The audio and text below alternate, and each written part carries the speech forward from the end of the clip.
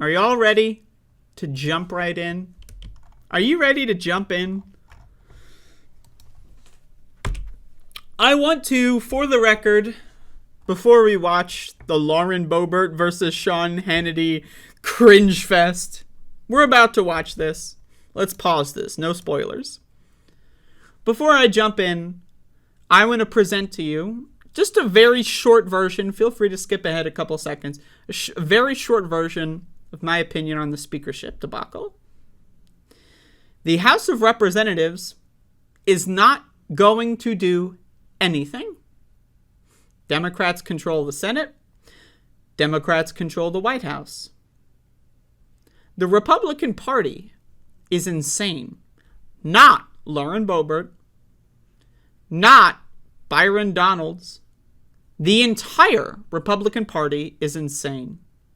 And I'm willing to say that about 75 to 90% of the Democratic Party, insane. These people are crazy, selfish, narcissistic, genocide-supporting freaks. That's our government. Right? So this is a branding exercise by the Republican Party. That's it. There is no ideological difference between the Hannity-Boebert camp and the Kevin McCarthy camp. There's none. They have the same exact policy agenda. Sean Hannity and Hannity-Boebert agree on everything. What are these concessions that Kevin McCarthy has given them? Nothing on policy. Kevin McCarthy isn't saying, all right, we can bring up a floor vote on Medicare for all. I'll let it happen. That's not what he's saying. The concessions are, oh, I'll let you do a vote of no confidence whenever I fuck up. The concessions are, oh, we're going to, just switch around the committees a little bit. There are no concessions. I want you to understand that, and I'm going to bring that back up in the future. But let's enjoy the show. Let's enjoy the show. And this is a 5-minute video, and I'm willing to watch the whole thing. I've seen a couple clips of this on some other shows. I'm willing to watch the whole 5-minute thing. This sounds like it's going to be fun. So I want everybody to turn their brains off and forget thinking about complex analyses and just have a little fun with me. This is Hannity-Boebert versus Sean Hannity. So you and others fought hard for a motion to vacate, with only 5 Republicans able to trigger that motion. Kevin McCarthy didn't want to give it to you, but he did give it to you in the end. To me, that's kind of an insurance policy. Can I finish? But he didn't all the way. He did Wait a not. minute. Sure. He gave you what you asked for. And one of the things that I've been asking people, I'm asking you tonight, who is your final choice for Speaker? And if you can't get more than, let's say, 30 votes, will you follow your own advice that you were asking Donald Trump and withdraw? There are certainly names that are being floated around. And, hey, maybe I should nominate President Donald J. Trump tomorrow. But, Sean. So this interview was 2 days ago. So Matt Gaetz did that yesterday. Matt Gaetz nominated Trump for Speaker yesterday, so they did that meme. They had a little fun. This interview was not last night, but the night before last night, so like 36 hours ago. I did watch your show last night, and I want to set the record straight on this motion. Okay, I'm sorry. Now, once again, I need you to understand, both of these people, freaks, right? This is like, it's like watching 2 people that are just reprehensible duke it out in like a mud wrestling competition. It's hilarious, okay? So Sean Hannity's like, is this a game show? The answer is yes. But you know what? It's been a game show for decades. Congress has been a game show as long as I've been alive. I am 26 years old. I was born in 1996. As far back as I can remember, it's been a game show. Looking back at history, it's been a game show before I was born. So yes, Sean, it is a game show. It around, and hey, maybe I should nominate President Donald J. Trump tomorrow. But Sean, I did watch your show last night, and I want to set the record straight on this motion.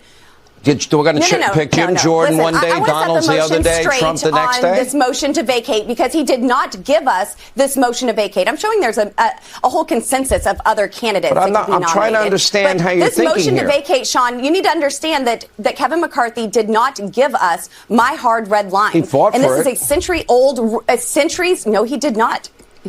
No, I know that he made the promise. That was written by Thomas Jefferson. I know he made the promise since because 1837 with 5 members, Sean, with 5 members, not that's one right, member 5. To offer the motion to vacate. So my question is this: Nancy Pelosi's you haven't answered my question. So if you have. You cannot demand more responsibility. Yesterday you supported Jordan. Today you're supporting Sean. Donald. That's not the way this works. We need a check and a balance on the third in line. Who is your Let's have a final answer. Who do you want to be Speaker of the House? For the conference to decide. We need to come together. Who do you want? I'm asking who you want. What does it look like life after Kevin? We need to find somebody who can actually. Yo, this bitch said life after Kevin. Hold up. Rewind. This bitch said life after Kevin. Did you hear that? Be Speaker of the House. For the conference to decide. We need to come together. Who do you want? I'm asking who you want. What does it look like life after Kevin? I'm sorry. I can't. Life after Kevin, man. Okay, hold up. Instant replay. Final answer. Who do you want to be Speaker of the House? For the conference to decide. We need to come together. Who do you want? I'm asking who you want. What does it look like life after Kevin? We need to find somebody who can actually unify the Republican Party. I have offered plenty of names. Let some other folks. Now, I want to be very clear with my position. Now, both of these people, dumb as fuck. Right? These are the bottom of the barrel. But if you ask me, and I know it's hard to choose, you ask me who the more logical actor here is, I'm going to go with Lauren Boebert. It might be controversial, but it is a factual statement.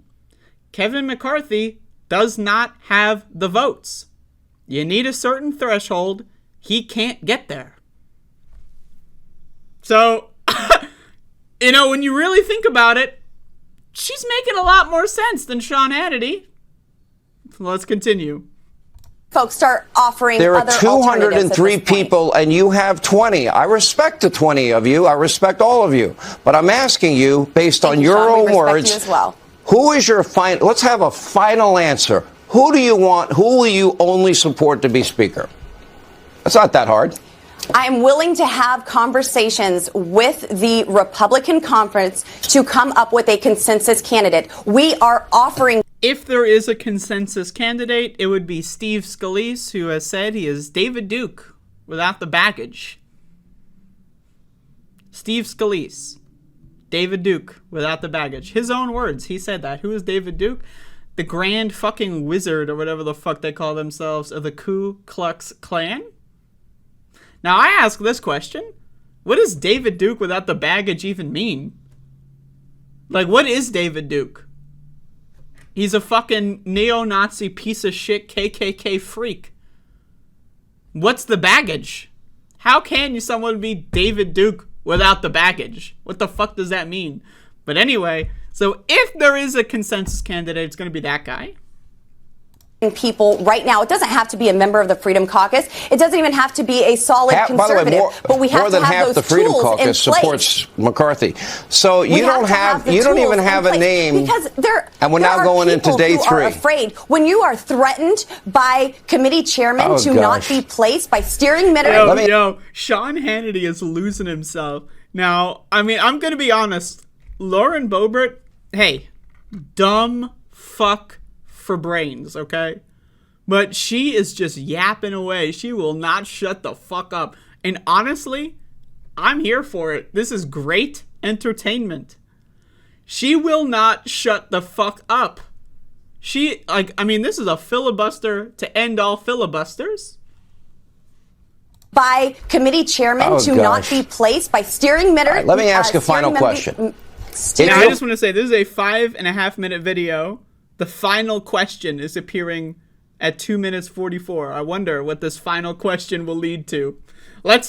Everyone brace for impact. The final question is about to be unleashed. Let's go. Members if your final to not candidate be placed on a committee, and then Kevin McCarthy affirms that. That's a scary face. He's speechless. This guy is like, what do I do? I've lost control of the show. Like, look at him. Okay, this is like the Tucker Carlson face. But okay, let's count. Everybody. I want, like, when Sean hits that face, count with me in seconds how long that face holds. Let's go. Let me ask a final question. If your final candidate placed on a committee, and then Kevin McCarthy affirms that, that's a scary place to be. We are here to legislate. We are here to get the country back on track. And when you have people making threats like that, it's... I can tell, yo. I love it. I mean, this is great. This is great. Difficult to make that decision, but we are going to get there. I am fine doing this. We're in day 2. It's okay. The government is... Now, I just want to let everyone know, day 4 is when I'm recording this video. Day 4. So just to be clear, this video is 36 hours old. Spending money, sending it to Ukraine, so the American taxpayers are certainly winning. Politically, Congresswoman, you and I agree on most things. We don't disagree on many things. Yes, we do, Sean. And I do have respect for you. And I believe that history will show that I'm on the right side of this, Sean. Well, you can believe you're in your position, but I'm using your words. You said to President Trump, you said, we're very clear. He doesn't have 218, so you need to ask him to withdraw. If by Friday, you and your group of 20 don't have... Today, as I record this segment, it is Friday morning, 10:52 a.m. A name with 30 votes, is it time for you to withdraw? And if not, why do you support a double standard? Last question. Kevin McCarthy does not have 218 votes. Kevin McCarthy will not be And you Speaker. have 20. So, now this logic is not being followed quite well. If we're going to talk about democracy, if we're going to talk about who's got the most votes, like him or hate him, and you know what? I certainly hate him. I think he's a piece of human fucking trash. But Hakeem Jeffries has got more votes than both of these guys. Now, not both of these guys combined. But if you were to have an election, not a majority needed election, but an election, like, I don't know, the election that Donald Trump won, where he won, less, than 50%, right? Remember that? So, if you were to follow these rules, we'd already have a speaker, and it wouldn't be a Republican. So, hey, I'm just throwing that out there. They seem to have forgotten that part. Kevin I asked you a very specific question. If by Friday you don't have 30... I will not, Sean. I will not withdraw. Our asks were not petty of Kevin McCarthy. They were not self-serving. We simply were asking for commitments on what the American people want to see. They want to see a vote on term limits, a vote on the Texas border plan to secure the southern border. And for crying out loud, Sean, we asked for a vote on a budget that actually balances. Imagine a Congress that stops spending money that we don't have. We are going to get this right, and we are going to get the right speaker, Sean. If you only have 30, to be clear, you will not withdraw. 30 is going to be a beautiful number to reach. But you're telling Kevin McCarthy and the... I'm done. I can't. Nope. Yo. So, like, Sean Hannity's being funny. He's like, well, you only got 21 or 22 right now, as of this recording. But let's imagine you do hit 30. And then Lauren Boebert's like, 30 is a beautiful number. It's great. And we are going to get the right speaker, Sean. If you only have 30, to be clear, you will not withdraw. 30 is going to be a beautiful number to reach. But you're telling Kevin McCarthy and the 203 people that support him to withdraw because they don't have 218. That's what you're saying. Look, it's obvious by tonight's motion to adjourn that Kevin McCarthy and his supporters are already getting voter fatigue. And I asked you a simple question, Congresswoman. I feel like I'm getting a liberal I'm not going an to answer support from a Kevin liberal. McCarthy, Sean. I love this. I love, like, Sean Hannity doesn't know how to insult her So, like, the best thing he can think of is, you sound like a liberal. You sound like a liberal to me. The only thing I can think of that's bad in the world, liberals. Okay, so even if you only have 30 votes, Kevin McCarthy, you will not abide by what you told President Trump to abide by. Which I don't believe I will be. I feel like we've made progress. Look, I love President Trump. You're not going to turn me on him. You're not going to pit him against me. Not trying to pit him against you. That's what you said to him. And I am standing. I have You're the one that said it to him. I just want to say this. Now, it's possible I'm the shitty journalist here. Well, I'm not a journalist. I'm just a fucking shitty podcast host.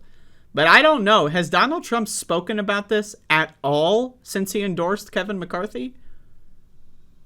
Has anyone seen any statement from Donald Trump about this since he told them to close the deal?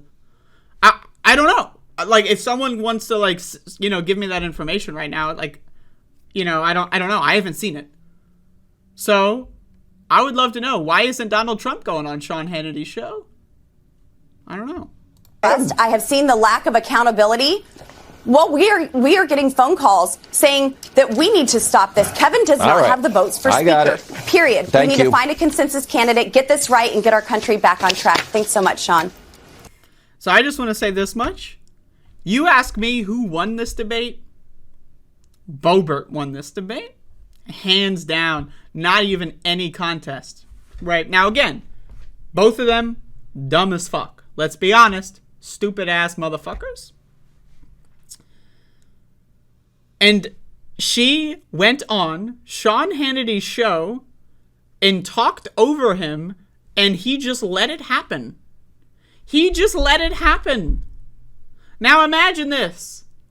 Imagine if someone went on Sean Hannity's show to say something interesting. Imagine if someone went on Sean Hannity's show to say something, I don't know, left-wing. They would have gotten disconnected. Their camera would have been turned off. Their microphone would have been shut down within 5 seconds. Right? This bitch somehow managed to just for 5 minutes, to the point where Sean Hannity was fucking, he was floored. I want to like see if we can find this face again. I mean, like, this face he made that was brilliant. I don't know if I'm going to be able to find it. It's a long video, but yeah, here it is. Here it is. Look at that. Like, he didn't know what to do. He didn't know what to do. He lost it. I'm just going to be honest. He lost it. And it's hilarious. It's great. I mean, this is probably the best thing to have happened so far. You know, there's another video of, like, that Santos guy not responding to his name totally because it's his real name, right? That's pretty good.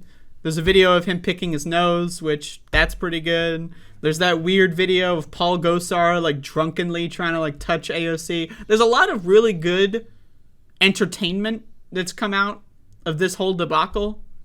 But I think this right here, I think this is the cream of the crop. I think this is the most entertaining thing that has happened out of all this whole bullshit. So, I don't know what to tell you. But what I will tell you is that, once again, this is all a media circus, and none of it matters. None of it matters. Now, I want to restate my prediction and my position. Actually, I'll do that in a moment. But I will say this. None of this matters. They're not going to govern anyway. They're not going to govern anyway. They're not going to do anything anyway. They're not going to pass bills anyway. It's just going to be a shit show. And I told all of my viewers, and I told the whole world, right before the election happened, the midterm election, I said, if Republicans take the House, it's over.